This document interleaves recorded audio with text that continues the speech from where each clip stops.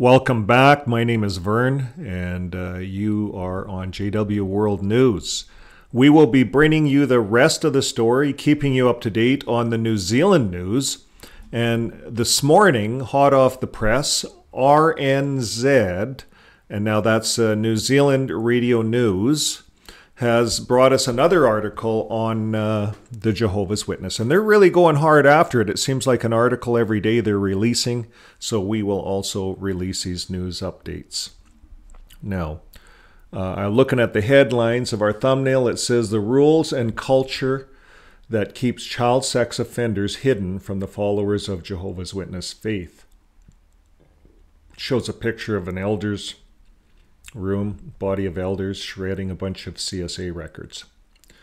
And folks, this is what's been happening. I'm going to put on the big display here so you guys can see what I'm seeing. This is exactly the headlines here in New Zealand. And this is, remember, going all around Australasia, Cook Islands, all the way through there, Indonesia, even hitting the Philippines. Australia has a large audience. This radio news, New Zealand has a big audience. Now, let's look at this. Edward Narian didn't know he had a child molester over for dinner until he became an elder of his Jehovah's Witness congregation in 2020. Yeah, imagine that, eh? He was a very nice guy. I'm sure a lot of them are, Narian says. And then other elder let it slip that he was a convicted pedophile. And the man who has since died, but can't be named, was convicted in 1990 for historical child abuse.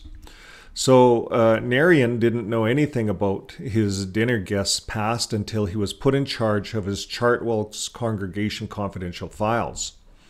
And that's when he realized there were others. He discovered other active members of his congregation, was a convicted pedophile, and two other men had a history of serious child sexual abuse allegations made against them. And the two alleged cases, including one that came to light as recently as 2012, were never reported to the police when Narian was in charge of the files.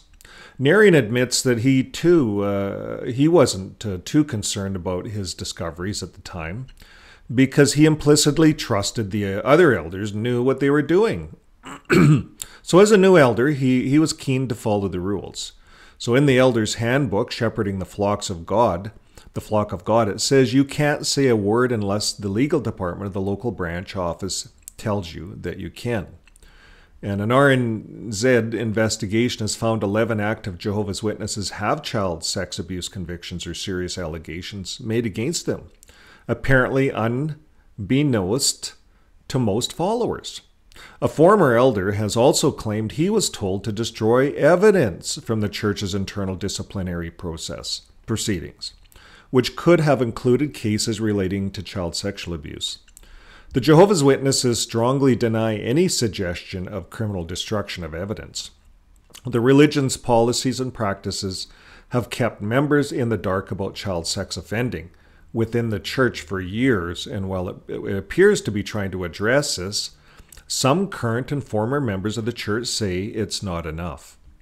All of the 19 former or current Jehovah's Witnesses spoken to for this story want to see the church change the way it deals with allegations of child sexual abuse, and the perpetrators, says the current policies, still fail to keep children safe. So you can get more from this investigation. We've been covering most everything on here. I'll put a link again on the descriptions. And we're going to talk about a couple of little stories. All of these NRZ articles bring out different stories, and they're quite interesting to see. It really gives us an in-depth look into the mindset of the governing body that run the Jehovah's Witness religion.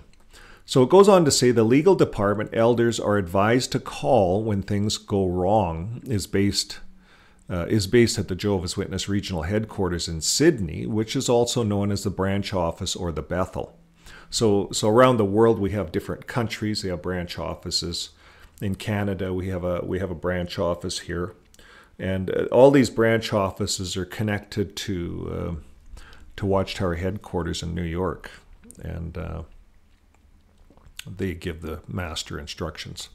And they brag about it. They say this is how we're united, and we're all connected. We all follow the same program. So we know that Watchtower in New York, they hold the puppet strings, and all the branches are basically puppets. So it goes on to say here, all New Zealand congregations report to Sydney Bethel, and the latest version of the Shepherding of the Flock of God, published in April this year, gives clear instructions for when police or Bethel should become involved. It says a theft or break-in at the Kingdom Hall, you should call the police. It says when property damage occurs, quick action can go far in preventing further damage. Break-ins, thefts, arson, and other incidents of vandalism should be promptly reported to the local authorities, the handbook advises. This is what the Elder Book says. It says a disruptive individual. If the individual does not cooperate, the police should be called. Someone viewing child pornography, well, that's a different case. 2 elders should immediately call the legal department. Don't call the police. It's a crime to child pornography. An adult sexting a minor. It says the Elders Book says call the legal department. Call them immediately. Don't call the police. Allegations of child sexual abuse. It says in the Elders Book, to ensure that the elders comply with child sexual abuse reporting, 2 elders should immediately call the legal department for legal advice. So they're saying don't go to the police, the latest Elders Book. The handbook also makes clear that elders should inform the victims, their parents, or anyone who reports an allegation that they have the right to report the matter to the secular authorities and should not be criticized for doing this. In practice, current and former Jehovah's Witnesses say allegations of child sex abuse are still nearly always encouraged to be left in Jehovah's hands. Now, if you don't know, Jehovah equals Watchtower, Jehovah equals jw.org, Jehovah equals the governing body. It's all part of who Jehovah is. That's who Jehovah is. Now, it goes on to say distrust in secular authorities among believers is high. Witnesses are not encouraged to engage in what they call worldly activities or with authorities outside the church, and are often referred to as part of Satan's system, says Narian. Narian questions why police must be called immediately for a break-in, but not child abuse cases. So here the Jehovah's Witnesses they're supposed to call the police immediately. Don't call a legal department, call the police if there's a break-in. But if there's a child abuse, don't call the police. Call Bethel. In 2015, the Australian Commission into institutional responses to child sexual abuse found that Jehovah's Witnesses had files on 1,006 alleged sexual offenders since 1950, but did not report a single allegation to the police, even in states where it was mandatory. So they found they don't care about victims of child sex abuse. They care about real estate, Narian says. The Jehovah's Witnesses Australasia did not respond to most of RNZ's questions, but in a statement says child abuse is a crime and victims have a right to report an accusation to the authorities. Victims, their parents, or anyone else who reports such an accusation to elders are clearly informed by the elders that they have the right to report the matter to the authorities. And this is what Watchtower is saying, right? Elders do not criticize anyone who chooses to make such reports, says the church spokesman. So we're going to go on to another article here, a sex offender in every congregation. By the way, that church spokesman, Pesapakowski, he's a liar. He's a bold-faced lie. That's part of their strategic warfare strategy. It's what they have in their insight book. They're taught to lie to the press, even in court. It's okay to tell a lie if you're a Jehovah's Witness elder and you're going to curb the media. And this is where they're lying. And we're exposing them. We have all the articles from the Watchtower. We were in it. We know. I was coerced myself as part of theocratic warfare strategy to tell a lie when it came to reporting Watchtower goods at an airport, at a customs desk. I was taught to lie. I'll say that on a stack of Bibles. Now, let's carry on. A sex offender in every congregation I attended. Another story. Naomi married a Jehovah's Witness man who she later found out had previously been thrown out of the church, out of the Kingdom Hall, for having sex with a minor before they had met. But 2 elders in her congregation only told her about his past after she had left him. So here she was with this pedophile. She says, I literally went into the toilet and vomited. I had been sexually abused myself, and I wanted to protect my children. Naomi, who was born into the religion, is currently a member of a congregation in the North Islands.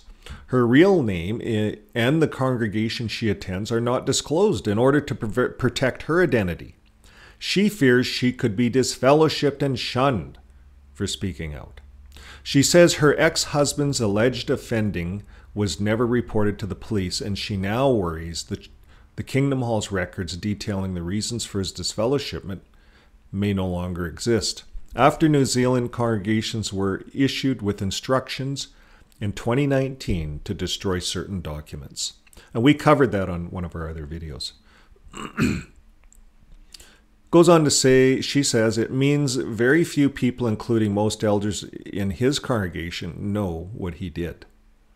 And she goes on to say, in fact, there's been a pedophile or sex offender in every congregation I've ever attended, and most of the congregations are not aware of it. Now we're going to go on to another story, the 2-witness rule.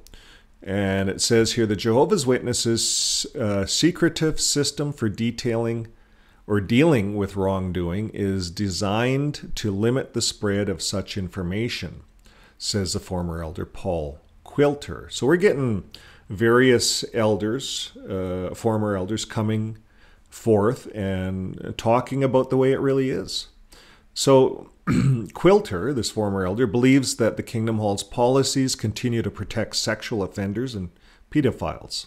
According to the faith's protocol, an allegation of serious wrongdoing, including child sexual abuse, can only be confirmed if the perpetrator confesses or if there are at least 2 witnesses to the sin. The 2-witness rule was strongly criticized by the Australian Royal Commission for its failure to hold perpetrators to account. If there is no confession and there are no witnesses, the allegation is dismissed and any personal notes relating to the allegation are destroyed. If the sin is confirmed, 3 elders from the Judicial Committee to decide the punishment. Only those 3 elders will know the details of the wrongdoing, says Quilter. It's during this Judicial Committee that the elders will often take detailed notes, which might include victims' names and places where the offense took place. Prior to October 2021, a summary of these notes was placed in a sealed envelope with an official form listing the offense and punishment. After this date, no summaries are included and only the disfellowship form is to be kept. All personal notes on the confidential matters, including child sex abuse, are to be destroyed. See, October 21st, they're still destroying CSA records, crime records. These are criminal offenses. This is obstruction of justice. This is tampering with evidence, elders. If you're an elder out there, go get a lawyer, quit the cult, and sue the Watchtower for obstruction of justice and tampering with evidence. It says the elders take part in a judicial committee are not allowed to tell anyone, not even the other elders, what was discussed, says Quilter. And that's the way it is. The other elders will only know in general terms that somebody has been disfellowshipped and is no longer a JW or a Jehovah's Witness, or whether a person has been given some restrictions as to what they can do in the congregation, which they call reproof. So all they do for reproof is maybe the person can't comment for a while at the meetings. They never ever take away service privileges like going door to door. So these pedophiles get to mingle within other, like it's just wrong in so many levels how they do it. They're actually encouraging the pedophile to go spend more time with children. That's what they're doing. That's their program of reproof, like sending them out in the door-to-door ministry. Come on. So it goes on to say, so all elders might know that Joe has been put on reproof, but they won't know what for. So you see how it's kept hidden? No one knows that there's pedophiles on reproof. There might be another 3 elders who know something about somebody else. So what it ends up as is a whole load of little groups of people know things about what's going on, but no one really knows the full picture. What a design, eh? This shows a kingdom hall where the Jehovah's Witness congregation regularly gathers. So this is a photo of RNZ, Cole Eastman. So RNZ Radio News, they're really clamping down on Jehovah's Witnesses. I can see this organization losing its charity status the way this is going. Now, here's the next article is called the Service Department. The Elder's Handbook is also very clear what should happen at a judicial committee meeting if someone is guilty of child sex abuse. If the wrongdoer is not repentant, they should be thrown out of the church or thrown out of the kingdom hall. If they're repentant, the reproof or punishment will be announced to the congregation at its next meeting. Now, they're not thrown out, they're disfellowshipped. But anyways, this announcement serves as a protection for the congregation, the book says. If a person is disfellowshipped, but later wants to be reinstated into the church, the elders must immediately call the service department for advice. The congregation should only be told about the abuser's history if directed to do so by the service department. The service department, again located at Sydney Bethel, provides policy advice to congregations. And remember, folks, they are all puppet strings of New York, the 9 men that sit on the Supreme Council called the governing body. The internal church documents showing some child abusers have severe restrictions imposed upon them when they rejoin the congregation. This includes not having privileges such as handling microphones or the sound system in the meetings, only going door knocking under supervision of an elder, and not being allowed to have Bible meetings at their home. Ooh. Maybe jail time? Maybe some of these guys need jail time? Maybe some of these guys need professional counseling? Come on, Watchtower.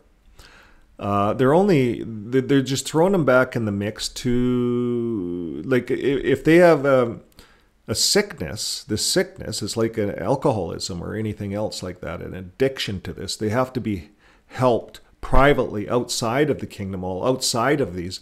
They might have to go to group therapy, just like AA or Alcoholic Anonymous or something like that. But it's not for alcoholics, it's for pedophiles.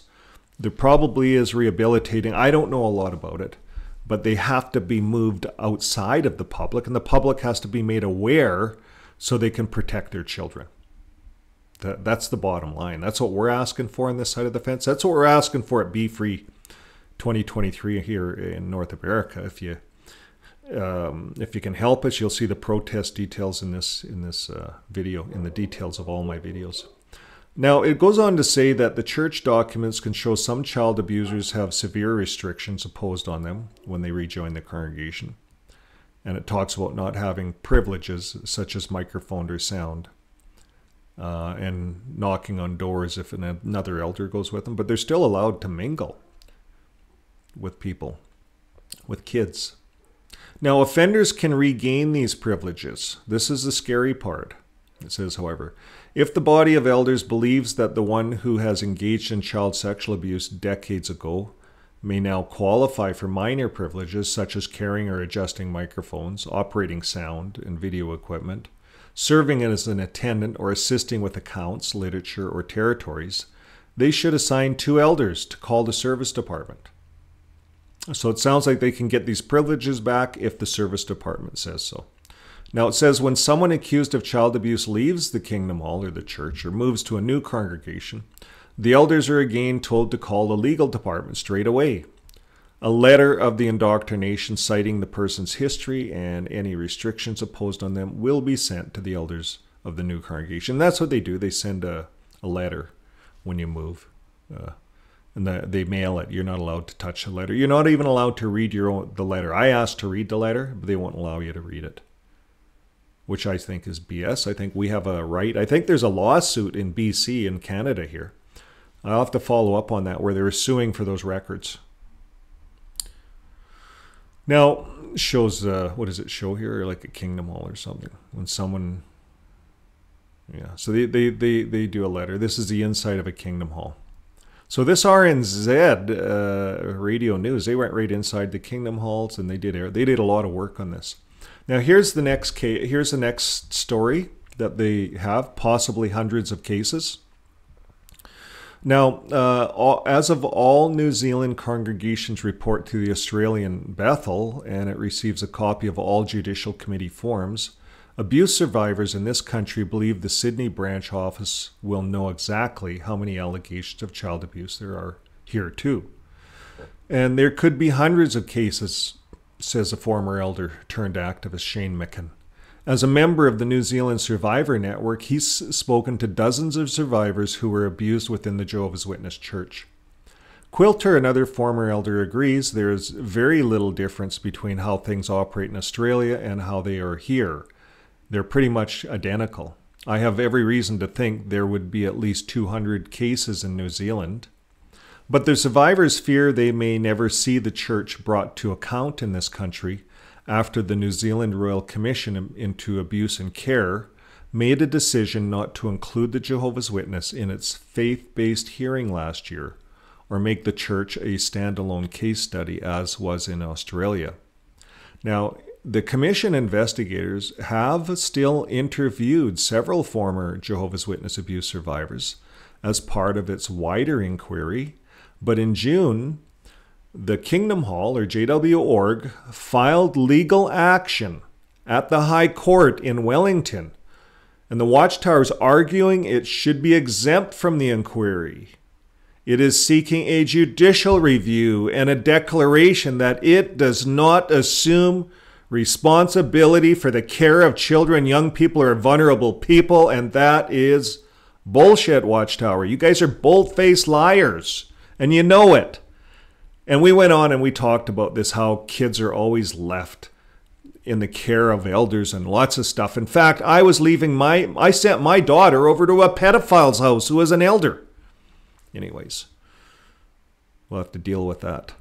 Mecken, who grew up in the religion but left 15 years ago, describes the church's argument as rubbish.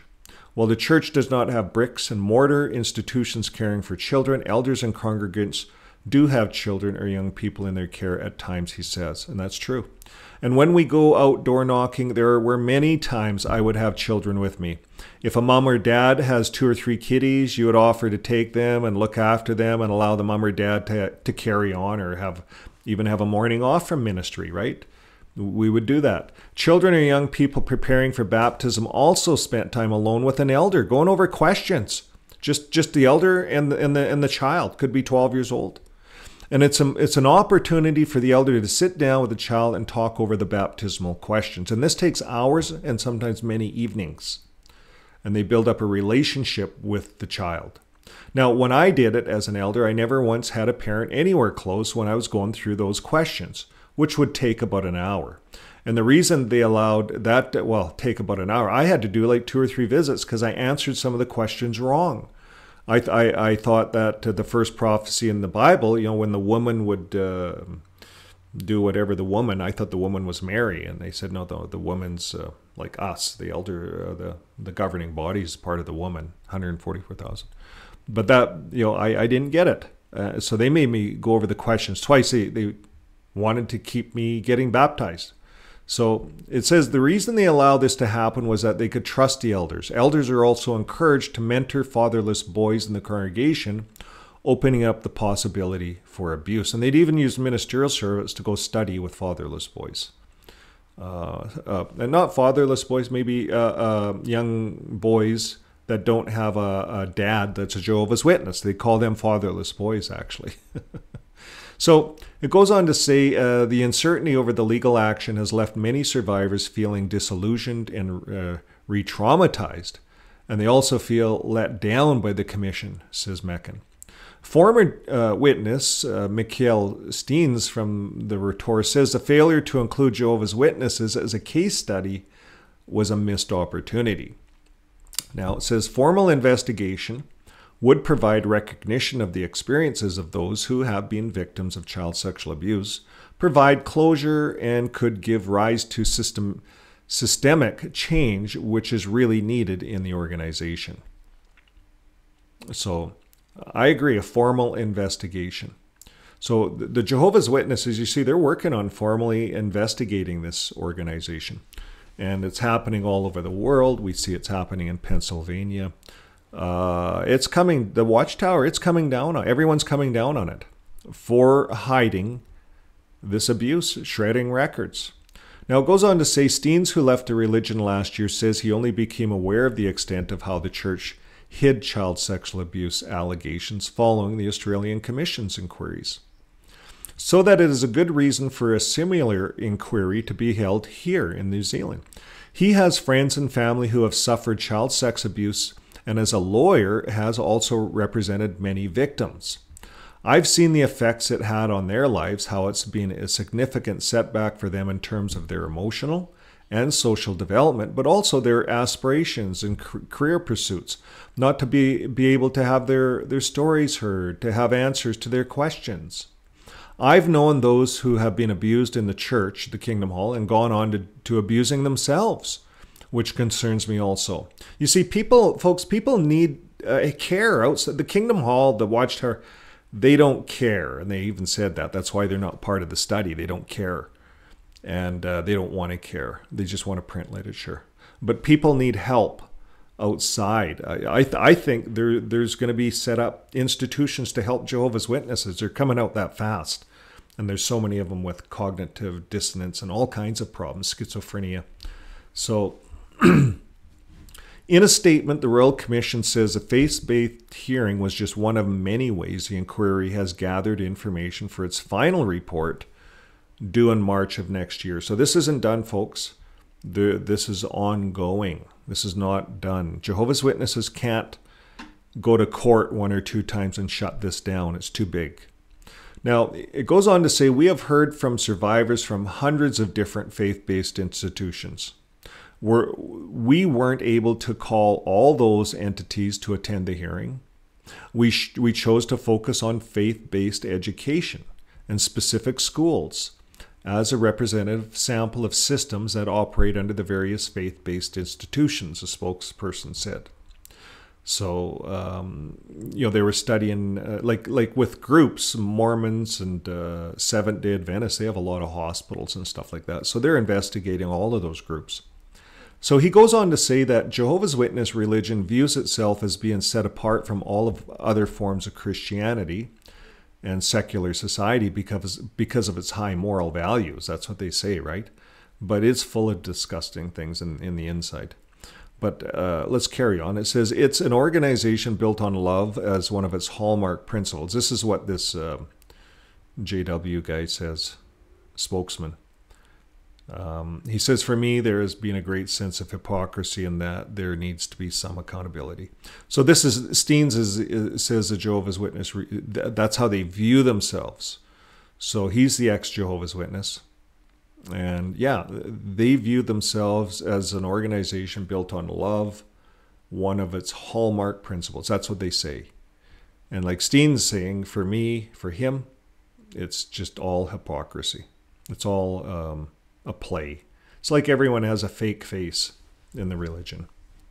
Now, he goes on, the article goes on to say he wants to see, this is Steens, the ex-Jehovah's Witness, he wants to see the church or the Kingdom Hall or the Watchtower change its two-witness rule, a requirement for elders to report allegations to legal authorities, and more support for the victims, all issues he hopes the Commission's final report will address. And that's what we're all shooting for, the exact same thing. And this has to go to the police. People need outside help. And the Watchtower has to pay for the victims. The Watchtower has to pay for the help.